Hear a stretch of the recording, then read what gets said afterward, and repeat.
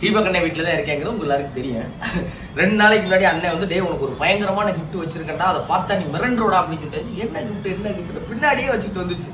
சைடுல வந்து பூசணிக்காம இருந்துச்சு. அப்புறம் என்னடே அப்படின்னு கேட்டோடனே இதான் முத்துக்குமரன். ஸோ நிறைய பேருக்கு இது தெரிஞ்சிருக்கும் என்னன்னு சொல்லிட்டு, நம்ம பிக் பாஸ் வீட்டில் வந்து எங்களுடைய பெட்ல வந்து அது முத்து போன உடனே, அதுவும் எங்களுக்கு அந்த பாய்ஸ் ரூம் கிடைச்ச உடனே அவனுக்கு கிடைச்ச இந்த தலைகாணி வந்து அவன் ஒரு பொக்கிஷமா எடுத்து வச்சுக்கிட்டான். ஸோ வந்து அவனுடைய கஷ்டம் அப்புறம் அவனுடைய ஜாலி நேரம் எல்லாத்துக்குமே வந்து இந்த இதுதான் வச்சு அவன் வந்து ஆறுதலாக ஆகிப்பான்.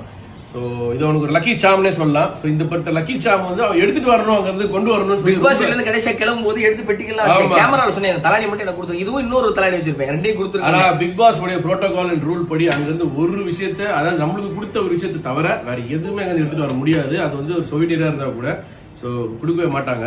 ஸோ இதுதான் அந்த விஷயம். இதை எங்கேயோ புடிச்சு தேடி வாங்கிட்டு வந்து கொடுத்தா நான் மிரண்டு போயிட்டீங்க. இது வந்து இதுக்கு இதோட கதையை சொல்றேன். உடனே நீங்க பிக் பாஸ் நான் எடுத்துட்டு நினைச்சாதீங்க. இது கதை என் ஃப்ரெண்டோடைய கம்பெனிக்கு ஒரு ஆட் ஒன்று போயிருந்தேன், ஒரு அபார்ட்மெண்ட் ரியல் எஸ்டேட்டுக்கான இது.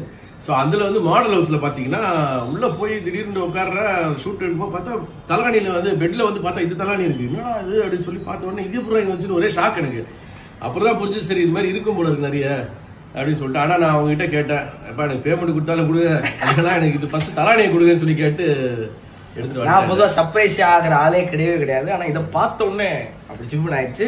அப்புறம் இப்ப என்ன யோசிச்சோம்னாக்கா இது இங்கே இருக்கட்டும், நான் இருக்கிற மாதிரி இங்க இருக்கட்டும், நான் எப்பெல்லாம் வரணும் அப்ப இவனை பாத்துக்கிறேன். ஏன்னா இதே நான் எப்படி இந்த மண்டை கொஞ்சம் மாறிடுச்சு, கொஞ்சம் நேரம் வளர்த்துருவோம். ஆனா இந்த ஷேப்பு மண்டை கலர் அடிக்க மாட்டோம். ஆனா இதுதான். Thank you for welcome.